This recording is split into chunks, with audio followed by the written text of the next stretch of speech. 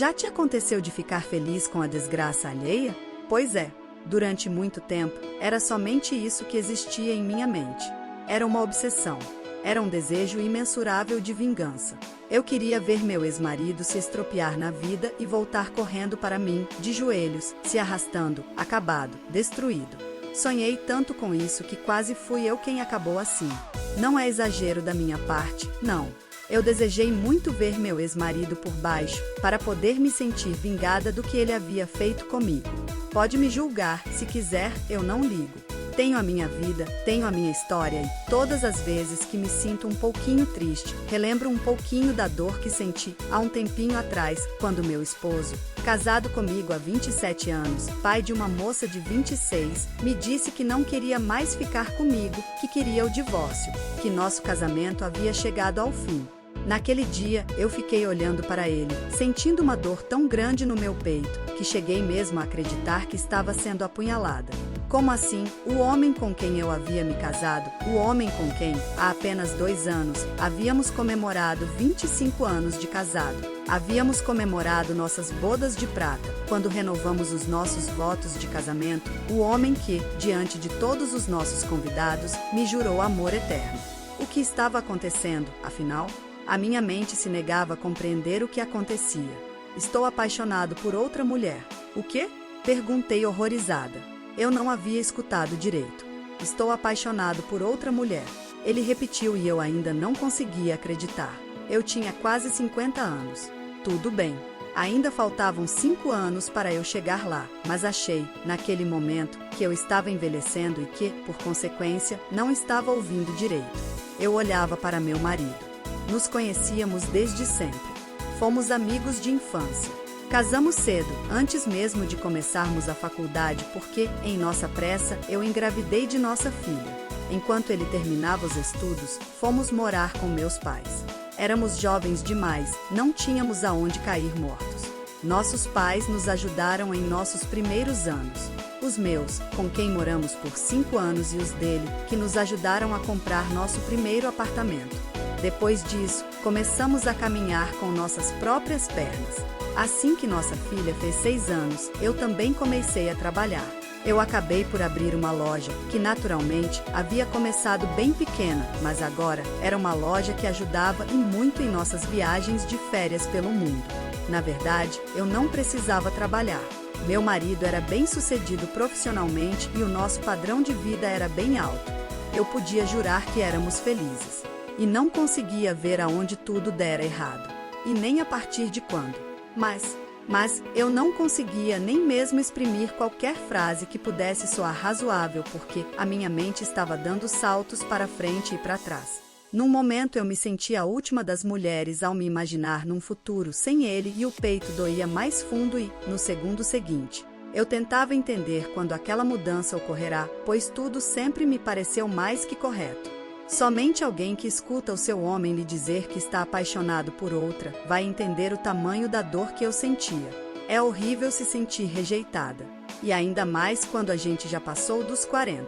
Além da gente se sentir um fracasso como ser humano, a gente também sente que não tem mais esperança alguma, que o futuro nos parece sombrio e sem sentido algum. Como recomeçar a viver numa idade daquelas? Que homem iria me querer? A maioria dos cinquentões, como meu marido, preferiria as mulheres abaixo dos 30. E eu tinha certeza que a vadia pela qual ele estava me trocando tinha mais ou menos uma idade assim. Destino desgraçado da maior parte das mulheres. A gente não sabia se virar sem um homem e, quando a gente se considerava segura na vida, vinha uma outra desesperada por um homem em sua vida e nos passava a perna. Era uma luta desigual. Homens maduros, toda mulher queria. Mulheres maduras. Mulheres maduras eram vistas como frutas passadas, quase podres. Até as próprias mulheres desconsideravam as mais velhas. Era o fim para mim. Quero viver. Quero ser feliz, ele disse. Como assim, apaixonado por outra mulher? Eu estava bastante atrasada na compreensão das palavras. Paula, eu bem que tentei, mas foi mais forte que eu. Eu quis lutar contra esse amor avassalador que nasceu dentro de mim, mas não teve jeito. Foi mais forte que eu. Assim que vi a Júlia, algo se remexeu dentro de mim. De repente, eu percebi que não estava vivendo. De repente, eu descobri que eu não era feliz. Eu apenas estava me enganando. Eu acreditava que ia infartar. Desejei mesmo que isso acontecesse. Talvez, assim, Rogério, penalizado, não me abandonasse. Era só o que eu podia fazer. Prendê-lo pela pena, pela comiseração. Era vergonhoso tal humilhação, mas somente quem já sofreu uma rejeição pela pessoa a quem ama é que pode compreender a minha dor, a minha agonia, naquele momento. Eu senti as lágrimas rolando pelo meu rosto. Eu, uma dona de loja, que sempre ouvia confidências de minhas clientes, que a todo momento escutava uma delas dizer que havia sido largada, abandonada, rejeitada pelo companheiro, agora estava na mesma situação deprimente. Logo eu que me sentia segura em minha união. Logo eu que acreditava no amor do Rogério por mim e tinha certeza de que jamais levaria um pé na bunda. Naquele momento me sentia frágil diante daquele homem, que pisava e esmagava os meus sentimentos sem dó e sem piedade. Ah, Paula, eu espero que você entenda. A gente não manda no coração, a gente não manda nos sentimentos. Ele dizia, mas eu ainda estava tentando processar a frase aonde ela me dissera estar apaixonada por outra mulher. Eu pressentia que aquela frase ia me assombrar para o resto da minha vida. O meu marido, o homem com o qual eu me casara há 27 anos, estava falando na minha cara que estava apaixonado por outra mulher? Como é que algo assim poderia ser possível? Ele não percebia que falar aquelas coisas para mim estava me causando imensa dor? Não era certo que um esposo dissesse à esposa que amava outra mulher. Eu ia pensando 1 milhão de coisas diferentes. Minha cabeça parecia um bêbado perneta indo de um canto ao outro de uma rua escura e esburacada. Meus pensamentos eram errantes. Eu tinha uma imensa dificuldade de compreender o que me estava sendo falado. Eu ainda estava presa ao fato de que meu marido estava apaixonado por outra mulher. Aquela frase tomara conta de todo o meu mundo e eu não conseguia atinar com mais nada. Era o meu pensamento recorrente, como um trem correndo nos trilhos. Outra mulher, outra mulher, outra mulher. Eu não sabia o que pensar, realmente. Eu me sentia horrorizada com a ideia de que meu marido ia me deixar por outra.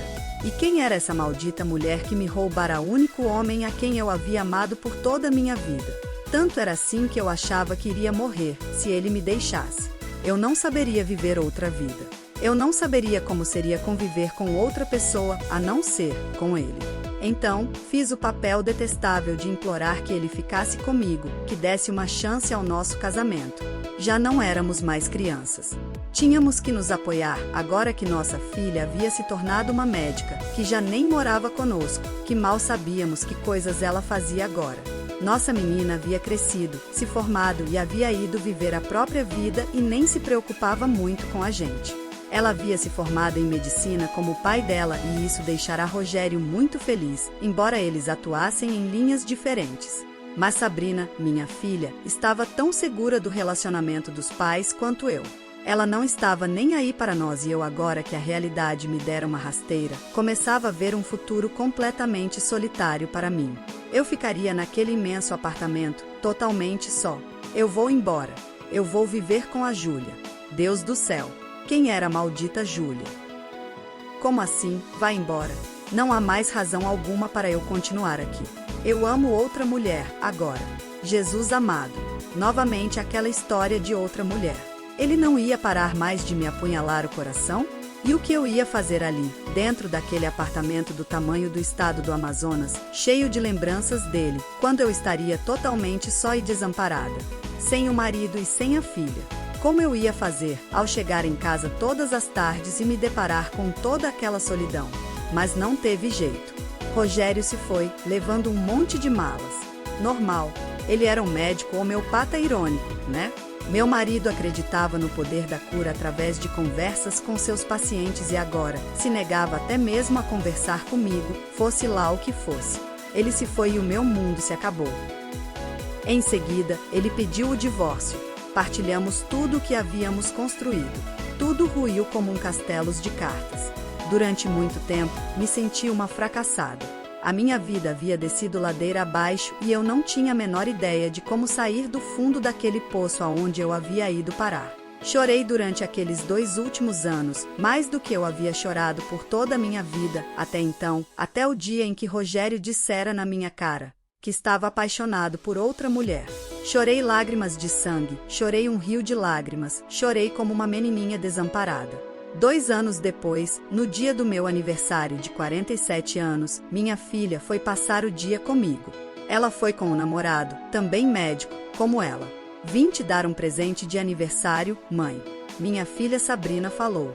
Eu não estava interessada em presente algum. Eu só queria o pai dela de volta. Estava disposta até mesmo a passar uma borracha em cima do fato de ter sido traída, apontada na rua quando eu passava, como aquela que fora trocada por uma lambisgoia com quase a metade da minha idade. Sim, a tal Júlia não sei das quantas tinha 24 anos. Uma ofensa à mulher que tinha agora 47. E o mais interessante era que, meses depois da separação, fui premiada com alguns conhecidos que vinham me contar que o caso de Rogério já existia há anos. Até mesmo quando fizemos uma segunda celebração de renovação dos votos de casamento, no dia do aniversário dele, o safado havia me jurado amor eterno, me embebedou e, quando caí no sono, madrugada adentro, o bandido saiu de casa, pé ante pé e foi se encontrar com a novinha para comemorar o aniversário dele. Fiquei sabendo que ela e os amigos de ambos deram muitas risadas às minhas custas, por eu ser a esposa crédula, aquela que colocava a mão no fogo pela fidelidade do marido. Agora, que eu sabia de tudo, que sabia que as pessoas riam de mim pelas costas, que me apontavam nas ruas, eu dava de ombros. Realmente, não me importava mais. Tudo o que havia me restado era aquela imensa sensação de fracasso. Que me importava a opinião alheia quando a opinião que eu tinha sobre mim mesma era a pior possível. Um presente? Perguntei à minha filha, apenas por educação, apenas para não parecer indelicada. E onde está esse presente? Está bem aqui dentro. Minha filha passou a mão pela barriga e o namorado dela a abraçou, feliz. Fiquei olhando para os dois até que entendi. Vou ser vovó? Disse, realmente satisfeita. Seu pai vai ficar feliz. Nós dois sempre sonhamos muito com isso. Ah, mãe, o pai está noutra vibe. Ele não está interessado em ser avô. Ele agora age como se tivesse a mesma idade que eu. É porque, entre você e seu pai são poucos anos de diferença. Ele tinha 18 anos quando você nasceu. Ele ainda é muito jovem. É a mesma diferença que há entre mim e você, mãe. Você também tinha 18 anos quando eu nasci. E você não me parece mais tão jovem como era há pouco tempo atrás. Quando vivia com o meu pai, você se cuidava, fazia pilates, fazia academia, estava sempre preocupada em manter o corpo jovem e saudável. Cuidava da pele, cuidava dos cabelos. Agora, não faz mais nada disso. Nem da sua loja você cuida mais. Deixa tudo nas mãos dos seus funcionários. Você está se entregando. Você está se deixando levar pela melancolia. As coisas mudaram, filha. Mudaram sim, e só você parece não ter percebido. O meu pai não vai mais voltar, mãe. Não sei por que algumas mulheres, quando se separam, deixam de viver e ficam, para sempre, esperando que o marido retorne para suas vidas, dispostas a esquecerem todo o mal que eles lhes fizeram. Suspirei desalentada. Eu, em meu cérebro, sabia de tudo aquilo. O difícil era dizer isso ao meu coração. Não vamos falar de mim e sim desse bebezinho. Quando ele chega, estou ansiosa para vê-lo nos meus braços. Daqui a 5 meses. Jesus amado? Já? Não me disse que estava grávida.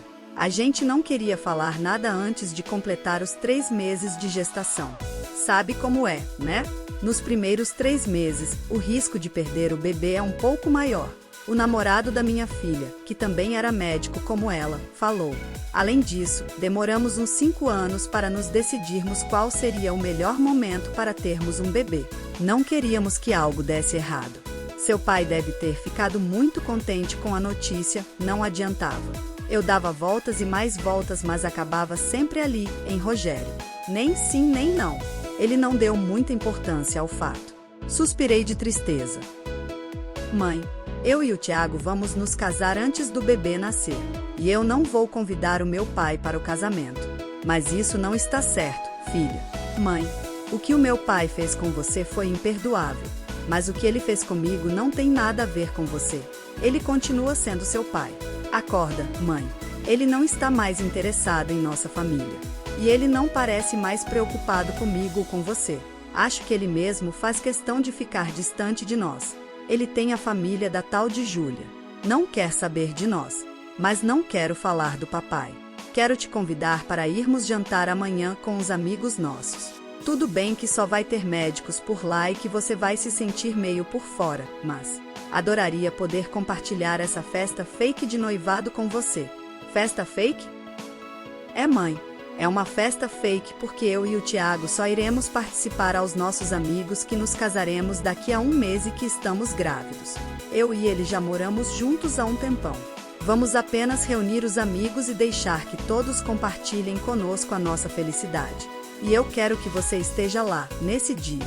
Mas, filha, seu pai deveria estar lá com a gente, num momento como esse.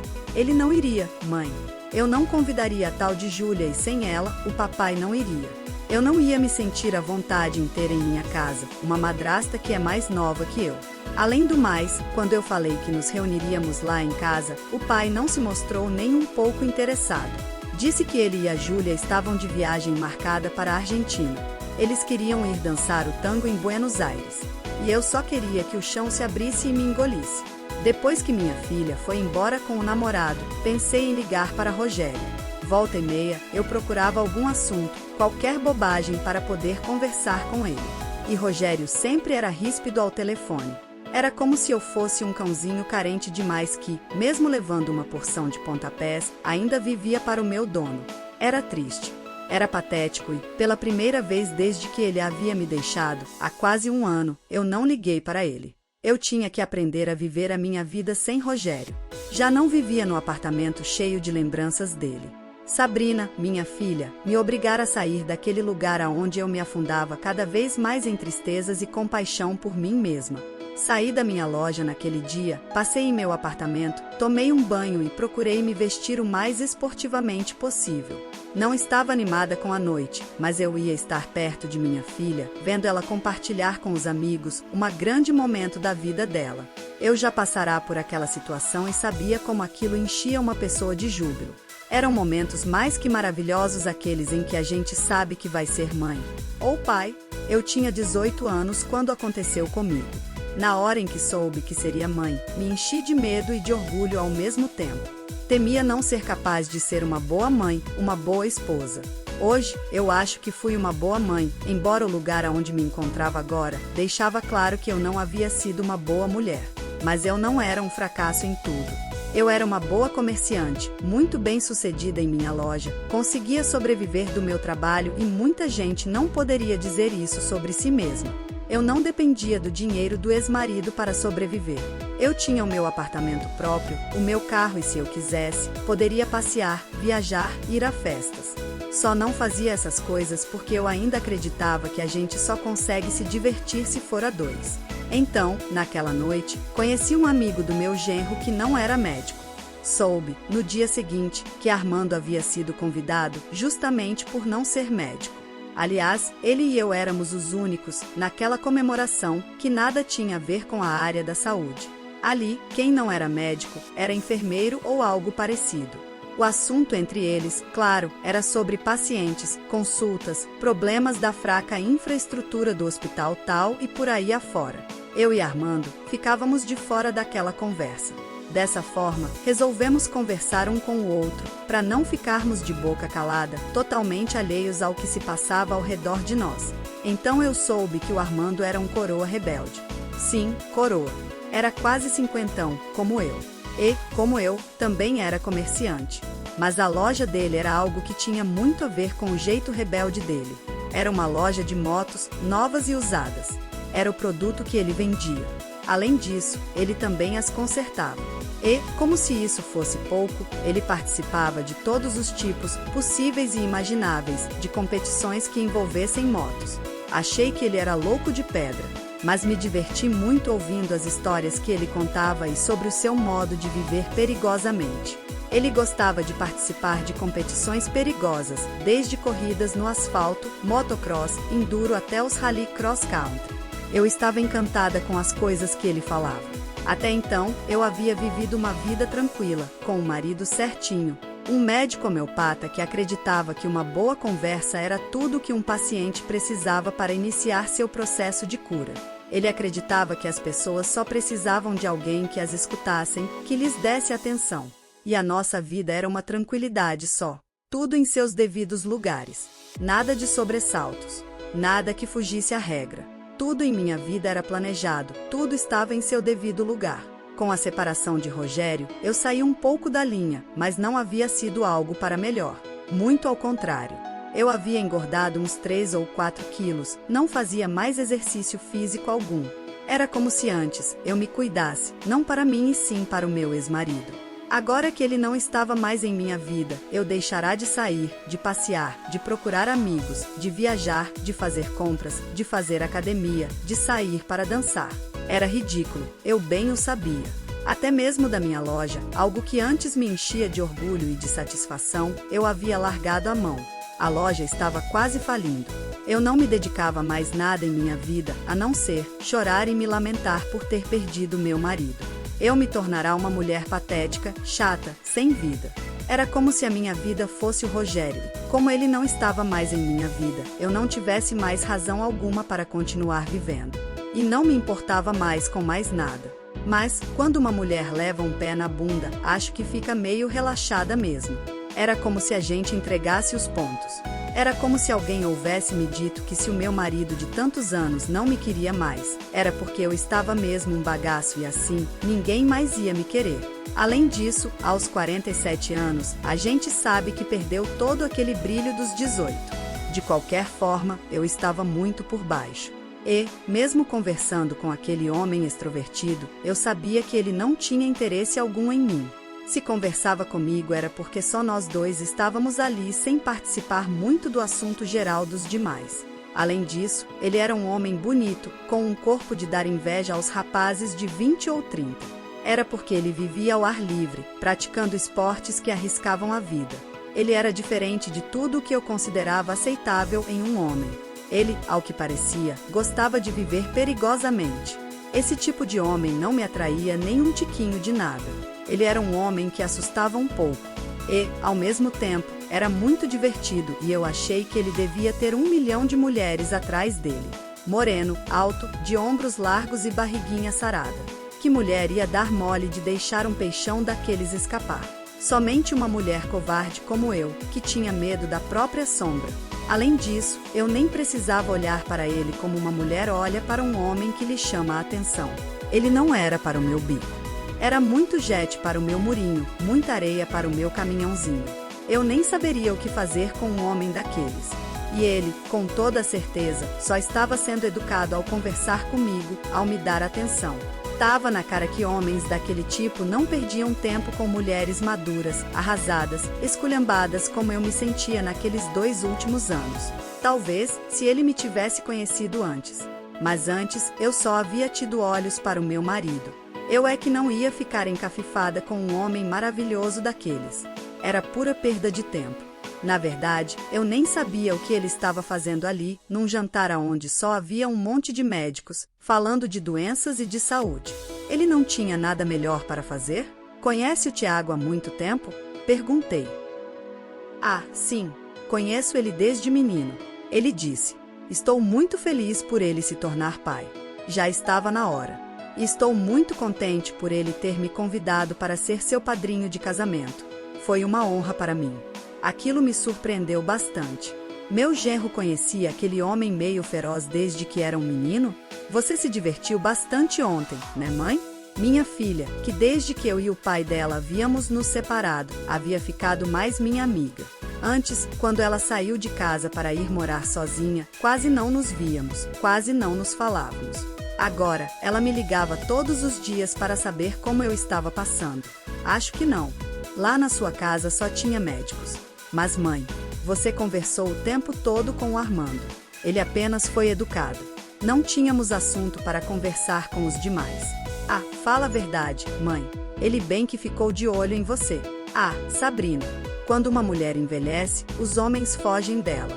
Eles querem as novinhas. Gente como eu não tem vez. Sabe de uma coisa, mãe? Eu não estranharia nada se ele te ligasse qualquer dia desses. Nem brinca com isso, filha. E eu te peço, com todo o meu coração, para que não force a barra para que aquele homem ligue para mim. Eu me sentiria muito mal se alguém me procurasse só porque você incitou a pessoa a fazer isso. Credo, mãe. isso nem me passou pela cabeça. Mas, contra todas as probabilidades, o Armando acabará mesmo me ligando. Oi, queria ver você. O que acha da gente sair pela noite? Eu? Sair com você? É, a gente bem que poderia sair para dançar. Eu? Sair para dançar? Que idade você acha que eu tenho? Uns 40? Um pouco mais que isso. Me senti nas alturas. Era claro que ele estava sendo delicado e elegante. E um pouco falso também. Eu, na minha opinião, tinha certeza de que parecia ter uns 60. Talvez ele fosse chegado em mulheres mais velhas. Era raro ver um quase cinquentão de olho em mulheres idosas. Eles, normalmente, gostavam das novinhas. Sinceramente, eu não daria nem um dia a mais de 40 para você. Eu sabia que você deveria ser mais velha por causa da Sabrina. Mas, na verdade, não quis pensar muito nisso. E aí, topa dar um rolê para irmos dançar? Acho que não existe lugares para gente da minha idade ir dançar. Está falando sério? Acredita mesmo que pessoas de 40 ou mais não dançam? Que mais você acha que pessoas com 40 ou mais não podem fazer? Não sei, gaguejei. Sabe? Você está falando com um homem aqui da terra, do Brasil, mais especificamente, morador de Botafogo, Rio de Janeiro.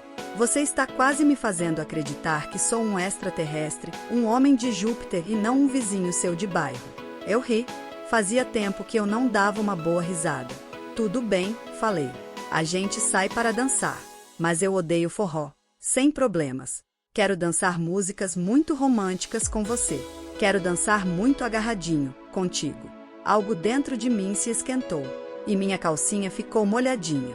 Fazia tempo que eu não sentia uma emoção daquele tipo. E fiquei muito apavorada.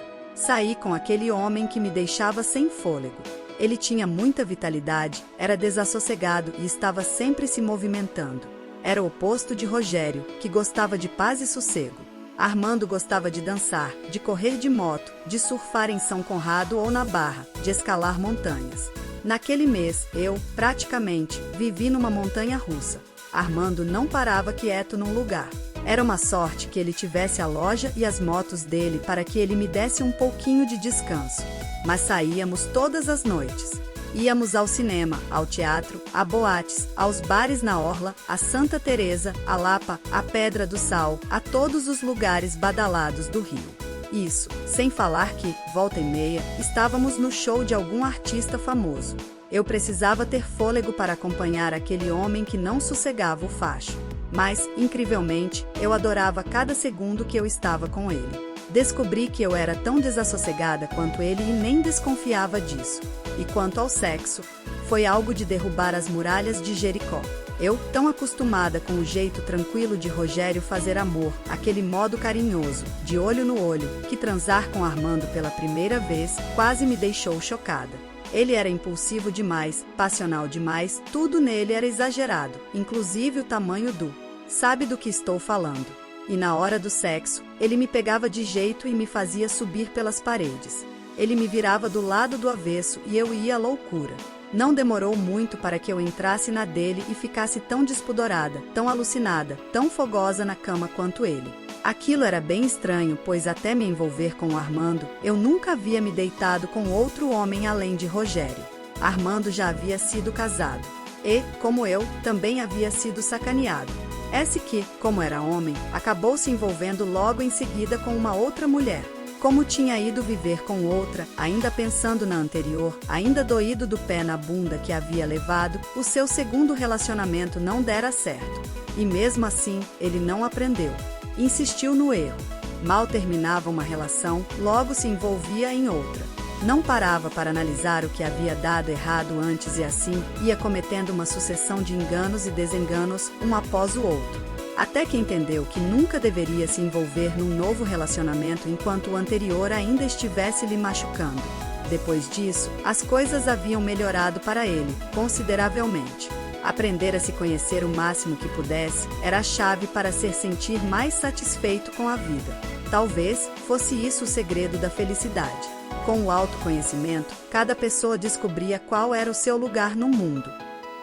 Estou percebendo que você andou perdendo peso, mãe, a Sabrina me falou ao final daquele mês. Eu voltei para o Pilates e para a academia, filha. Também retomou as rédeas de sua loja, pelo que percebi. Ah, sim.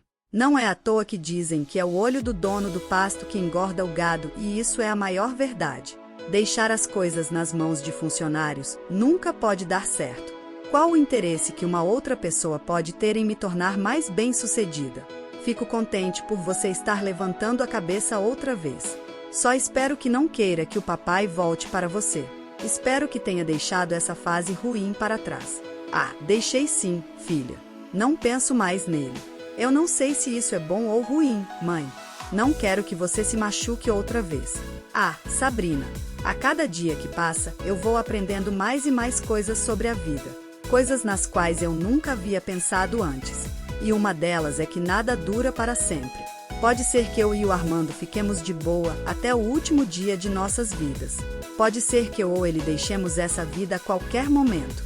Pode ser que, na vida dele, apareça uma mulher mais interessante que eu, assim que pode ser que surja em minha vida um homem mais interessante para mim. A vida está cheia de surpresas. Nada é permanente. Nada dura para sempre. E, de um momento para o outro, tudo pode mudar. Legal você pensar assim, mãe. Mas é exatamente por esse tipo de coisas que as pessoas morrem de medo. Todo mundo tem medo do desconhecido. Todo mundo tem medo que pode nos acontecer em seguida. Mas, com medo ou sem medo, é assim que a vida funciona. Ninguém tem certeza de nada. E de nada adiante ter medo porque, o que tiver que acontecer, vai acontecer, não importa o que eu ache ou deixe de achar. Mas, você mudou muito, mãe. Só espero que essas mudanças não sejam só por causa do Armando. Pode ser que seja, filha. Eu estou muito apaixonada e a tendência é a gente acabar se parecendo com a pessoa por quem estamos curtindo uma paixão. Ele também se sente assim, mãe? Ele também passou a gostar das coisas que você gosta? Esse sentimento é recíproco? Parece que sim, filha. Ele agora tem uns momentos de pura calma, de curtir uma yoga, de fazer meditação. Eu o sigo e ele me segue. Estamos bem. Fique tranquila. Tenho medo. Você custou muito a sair do fundo do poço por causa do papai. Não vou te dizer que se o Armando me deixar, eu não volte a ir parar no fundo do poço outra vez. A gente nunca sabe o dia de amanhã. Mas te garanto que eu voltar a cair no poço, agora sei que não ficarei por lá por muito tempo. Agora eu sei como sair do buraco. Mas nem sempre você vai encontrar um outro amor para curar um amor perdido, mãe. Sei disso, filha. Mas agora eu encontrei a mim mesma. E só posso contar comigo mesma para encontrar a saída de qualquer lugar sombrio aonde eu vá parar. Um dia, soube que a Júlia, a mulher de Rogério, havia sido pega traindo meu ex-marido. Ouvi dizer que teve até polícia na história. Os dois foram parar na delegacia. O Rogério veio até mim. Quis voltar. Disse que havia se arrependido de ter me trocado pela Júlia. Disse que, desde que tinham ido morar juntos, a vida dele havia se tornado um inferno. Ela era muito geniosa e brigava pelas coisas mais banais. Disse que, desde que tinha ido viver com ela, jamais tivera um minuto de paz. Olhei para dentro de mim mesma. E não vou negar que, durante todos aqueles meses de dor e lágrimas, eu havia sonhado muito com aquilo. Havia imaginado, por infinitas vezes, aquele homem me pedindo para voltar. E eu o recebendo de volta, magnânima, bondosa, feliz. Não foi assim que aconteceu. Não o recebi de volta. Embora eu e Armando não morássemos na mesma casa, não nos largávamos, nem um só instante. Ou ele estava em meu apartamento, em Ipanema, ou eu estava no apartamento dele, em Botafogo. Antes, quando eu vivia com Rogério, morávamos em Copacabana, mas o apartamento antigo era grande demais para eu viver ali, sozinha. Agora, eu vivia num quarto e sala, em Ipanema, a uma quadra da praia do Arpoador. Então, foi com a cara de maior surpresa que meu ex viu meu atual sair do quarto, usando uma sunguinha branca, tampando pouca coisa daquele escultural corpo moreno, queimado de sol e com uma mala extremamente grossa e grande, muito mal escondida ali. Você é o ex da Paula? Armando perguntou. Rogério gaguejou. Estava sem palavras diante daquele monumento moreno de homem. Agora, a Paula está comigo, compadre. E não abro mão dela, não. Ela agora é a minha mulher. Rogério foi embora do meu apartamento, meio atordoado. Acho que ele não esperava que eu, um dia, encontrasse alguém. e um alguém muito interessante. Então, pensei em como ansiei por aquele momento. Na verdade, foi muito melhor do que eu havia imaginado.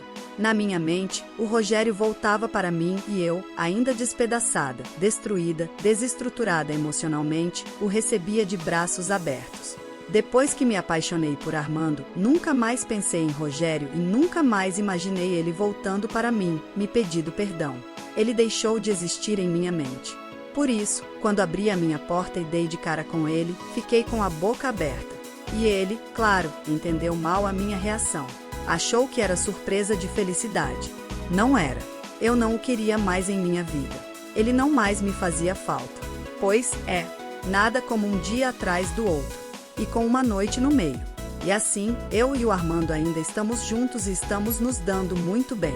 Deixe seu like, comente e se inscreva no canal. Ainda vem muitas outras histórias por aí.